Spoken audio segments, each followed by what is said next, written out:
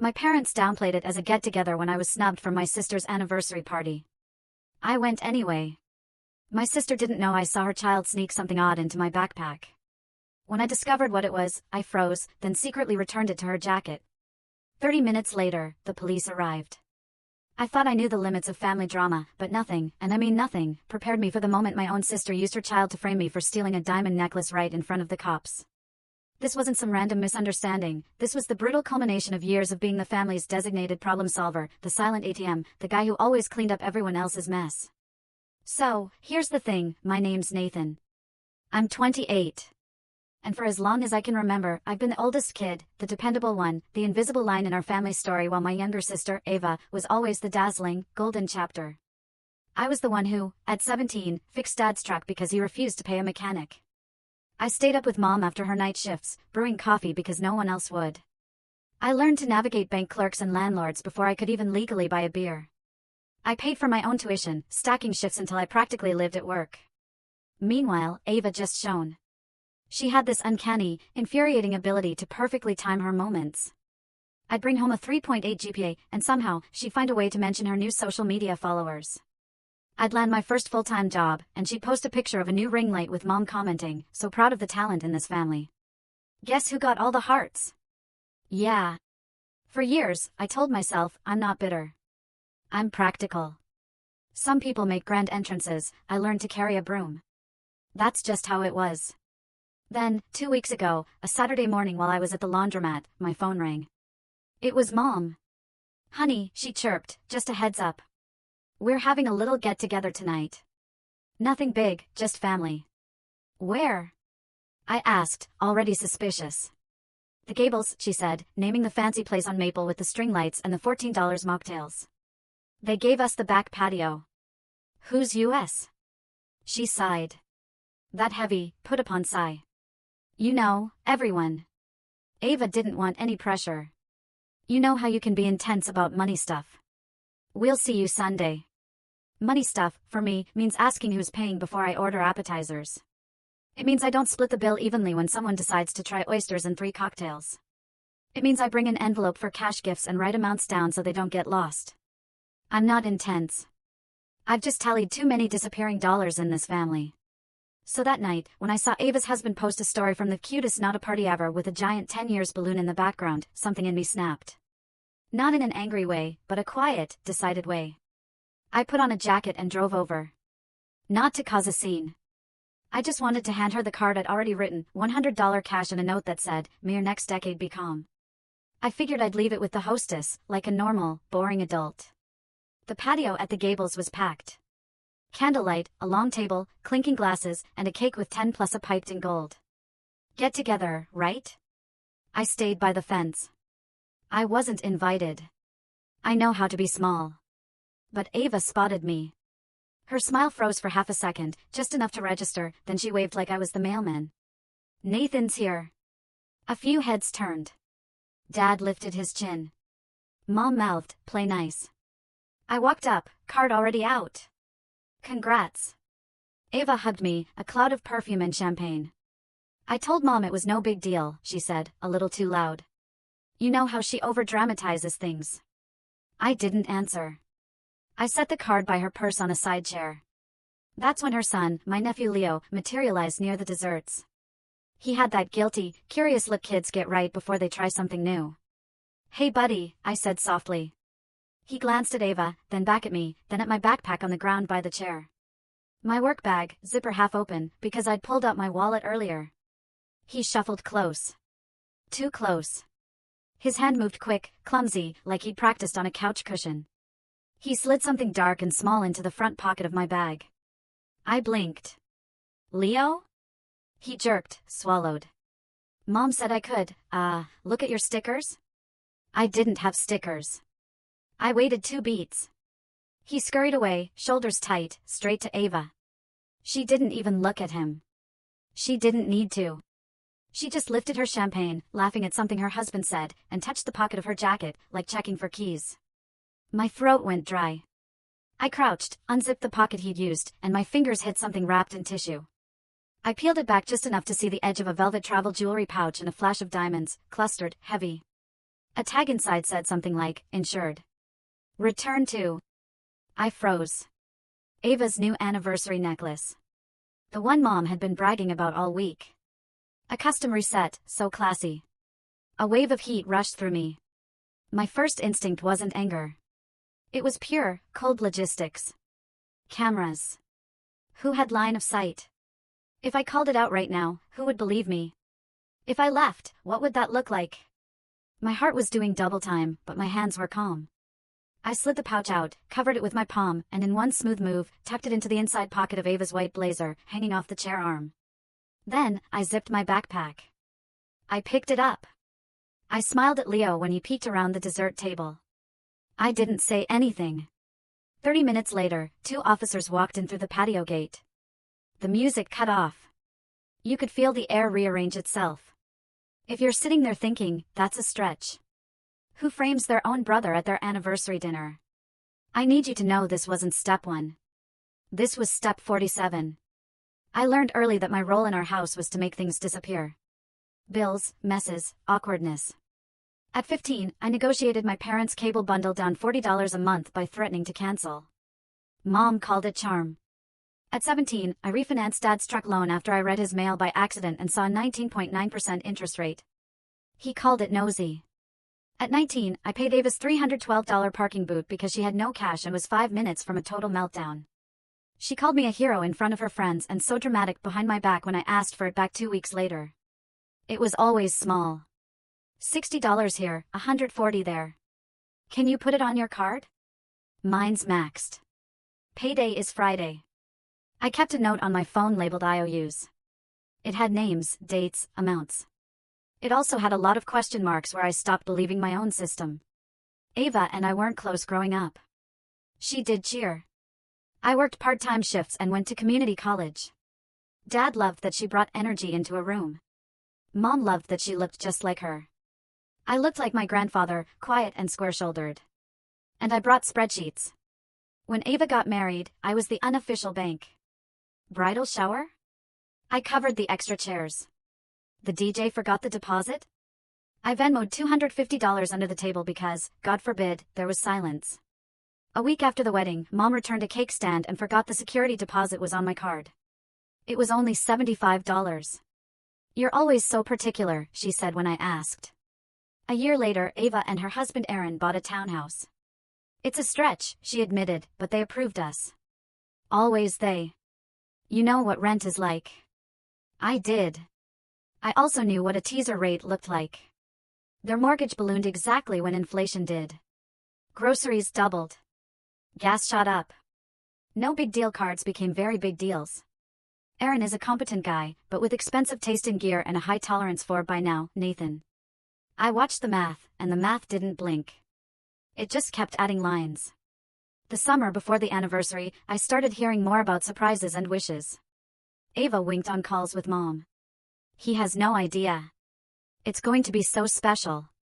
I didn't ask what special meant. I just took the bait they dangled. We'd love if you could handle the cash box at the party. You're good at that. Me? There's a party? Mom, not a party, honey. A get-together. Low-key. No pressure. 2 weeks before, Dad called me from the porch. I could hear the creak of the swing. Nate, you know your sister. She wants things nice. Nice costs money. A pause. Well, your cousin sent $50 toward the group gift. We thought maybe you could fill the gap. Just for the necklace. We'll settle up later. How much is the gap? Not much. How much? A few hundred. How many few? Don't be difficult, he snapped, slipping into that voice that ends conversations. It's not about money in our family. And it's not about money means it's exactly about money, and they want you to stop noticing. I didn't say yes. I didn't say no. I said, text me the number. He didn't. 3 days later, Mom texted a winking selfie from a jewelry store. We did it. Underneath, a receipt peeking out. $3,899 before tax. I zoomed in. Paid by card. Last 4 digits weren't hers. They were familiar. Mine. I stared at it long enough for my coffee to go cold. I checked my email. A fraud alert had landed 30 minutes earlier. Was this you? I clicked no. The bank froze the card and reversed the charge. 10 minutes after that, Mom called. Why is your card being weird? Because someone used it without permission. Don't be dramatic, she said. It's for family. It's theft. Watch your tone. They unfroze it by trying Ava's card. The purchase went through with a payment plan. I only know because Dad complained to me later. They gouged you with these installments. Don't do installments, I said. Well, we wouldn't have if someone hadn't made a big deal about. Click. After that, Ava stopped answering my texts. Fine. Then came the invitation that wasn't, the get-together I was excluded from because I asked questions like, who's paying, and did you budget for the tip? Meanwhile, Mom kept hinting, you'll get your moment with her Sunday. Bring your checkbook. Asterisk kidding. Unless asterisk so, when I showed up at the Gables, I wasn't walking into a surprise. I was walking into a pattern you could see from space. The second I saw Leo's hand slip into my backpack, the math did itself. If the necklace vanished and the difficult brother had been there uninvited with a bag, easy story, clean lines. And here's the part that still makes my stomach flip, the person I loved most in this equation was the kid. Leo's a good kid. He likes Lego sets and counting the coins in my glove box. He also wants to make his mom happy. If you want to make a child do something wrong, you don't call it wrong. You call it helping. I didn't know who called the police. The manager, the anonymous tip Mom would pretend not to know about later. Doesn't matter. 2 officers entered, and the table shifted from party to crime scene. Evening, the taller one said. We received a call about a missing item. Ava pressed a napkin to her mouth like she was studying herself. My necklace, she said, voice trembling in that careful, practiced way. It was on this chair. She looked at me. My brother, he came by and... I don't know. He's been under a lot of stress. Nathan, I said, keeping my voice even. My name is Nathan. The officer's eyes moved from Ava to me, then to my backpack on my shoulder. Sir, mind if we ask a few questions? Of course. I placed the bag on the table and stepped back. Do you want to look inside first, or talk first? Calm. Calm buys you space. Panic gives other people a script. Ava dabbed her eyes. We don't want to make this a thing. It's family. Aaron stood, gestures big. It's probably a misunderstanding, he said to the cops, then to me, right, man? I looked at Leo. He was white as the cake frosting. Here's what I'd like, I said. Please search my bag fully, then ask to see the inside pockets of my sister's blazer. Left side. The table went very, very still. Mom blinked like a cat in a sunbeam. Dad's jaw tightened. The officer glanced at his partner. We'll start with the bag. They opened every compartment. Front pocket first, then main, then the small zip I always forget. Pens, charger, a work notebook, 2 granola bars, receipts, the birthday card I'd already put on the side chair. No jewelry pouch, no tissue, no diamond flash. The officer nodded once. All right, check the blazer, I said, tone steady. Inside pocket. Ava laughed too loudly. That's ridiculous. Why would, ma'am, the officer said. It's quickest if we just check. She froze, then lifted the jacket from the chair. Her hands shook in a way that didn't look like acting. She patted the outer pockets, then reluctantly turned the lapel and reached into the inside. The napkin fell from her fingers. The velvet pouch slid out, bumping softly against the table. The tag peaked. The diamonds flashed like the world's most expensive exclamation point. No one talked for 5 full seconds. Silverware clinked far away. Somewhere on the street, a siren bled into the night and then faded. I put my card with the gift, I said quietly. I didn't touch the necklace. I came to say congratulations and leave. Mom recovered first. Well, what a relief. She laughed the way people laugh when the host trips and doesn't fall. Huh? Must have been a mix-up. The officer took notes anyway. Ma'am, did you report a theft? Ava's face crumpled. She wasn't good at silence. I thought I lost it. I panicked. Did you ask your son to put it in my bag? I asked. My voice didn't rise. Leo? Leo looked from me to his mother. That very small moment I will never forget. His fingers pinched the edge of the tablecloth, and he whispered, "Mom told me to help." Aaron swore under his breath. Dad said, "Watch it." Mom hissed, "Don't make this bigger than it is." The taller officer cleared his throat. "We're satisfied the item is accounted for. We'll file a note that there was no theft. However, I want to be clear for everyone here, involving a child and hiding an item is serious. You all might want to talk." They left. The patio air snapped right back into clinking and whispers, but none of the noise belonged to us. We were a spill nobody wanted to mop. Ava's cheeks were blotchy. She tried to smile, failed, and went for indignation instead. "You made me look insane," she said, turning on me. "Showing up uninvited, making a scene." "I didn't make a scene," I said. "I prevented one." Aaron rubbed his forehead. "Ava, what was the plan here?" She looked past him at me, like I was being rude for existing. "You weren't invited because you always ruin things with your spreadsheets.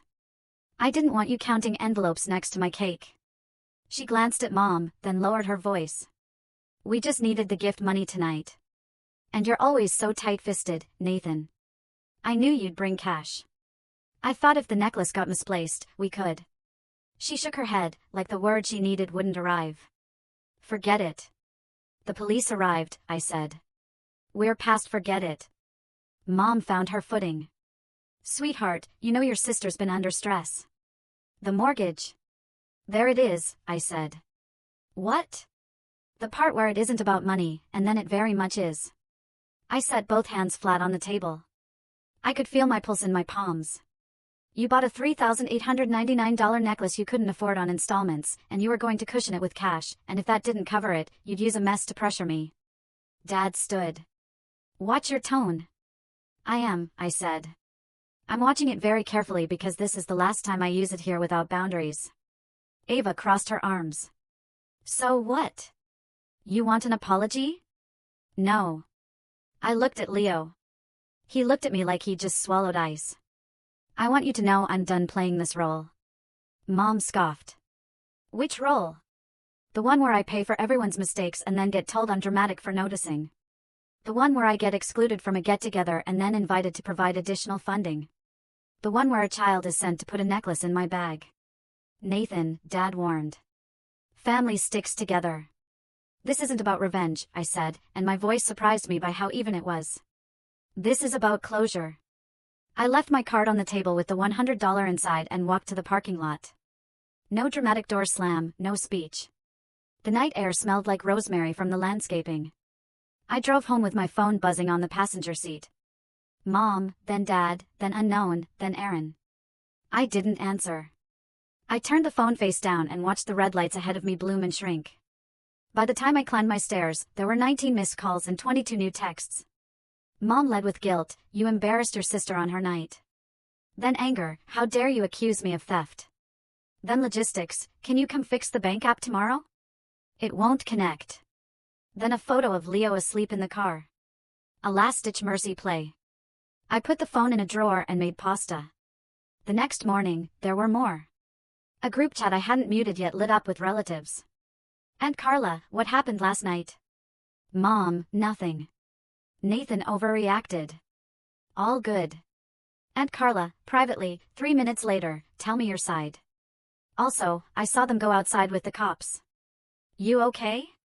I typed and deleted. Wrote, "I'm fine. Taking a break from family events." Sent it. Simple. Dad called at 9:10. I answered on the 4th ring. "Son," his voice was flat. "You crossed the line." I found the necklace in Ava's jacket pocket. "Your sister is under financial strain." "So am I." "That's not the same." "No," I said, "it's not. I'm selective about who bears it." Silence. "Then your mother is upset." "I'm sure." "And you don't care." "I care enough to stop pouring into a bucket that has no bottom." He hung up without a goodbye. At noon, Aaron texted, "Can I talk to you alone? Not defending last night." I didn't know she told Leo to do that. I met him for coffee because I needed a controlled conversation. He looked awful. Wrinkled shirt, eyes half sunk. She's drowning, he said, hands around a paper cup he didn't drink from. The mortgage jumped. Daycare costs are stupid. And she wanted the necklace because everything else feels like losing. I should have said no. I didn't. That's on me. How much are you short monthly? I asked before I could stop myself. Reflex. He pulled a face. $600 after minimums. More if we want to pay down the cards. 600. That number has a taste. It tastes like just help for a few months. It tastes like we'll settle up later. It tastes like staying longer than you planned because you needed to be needed. I'm not loaning you money, I said. I'm not co-signing anything. I will sit with you and make a spreadsheet. I will help you call your credit card companies and ask for promo APRs. I will find you a credit counselor that isn't a scam. I will watch Leo on 2 Saturdays so you can pick up overtime. But I'm done being the invisible line item. He nodded once. The relief in his face told me he knew this was the only kind of help that wouldn't rot us. Okay, he said. I'll take that. News travels in families like ours faster than actual facts. By dinner, the narrative had evolved to Nathan stormed in, accused Ava of stealing, threatened to call CPS. I hadn't. But it's easier to be mad at a sentence than a system. I typed a message to the family group, then deleted it. Typed again, shorter. I'm stepping back for a while. No loans, no using my cards, no surprise visits. If you need me, text me what you need in one message. I'll answer in 24 to 48 hours. I love Leo. I wish you well. I sent it and turned off notifications. 10 minutes later, Mom called 6 times in a row. The 7th rang as restricted. I didn't answer. The next week was loud and quiet at the same time. Loud, my phone lighting up with accusations and pleas and clarifications. Quiet, my apartment finally sounding like a place I live instead of a place I recover in. I bought a new kettle because mine squealed. I fixed the loose cabinet hinge I'd been ignoring. I slept without my stomach doing math at 2 a.m. On Wednesday, a screenshot from a cousin.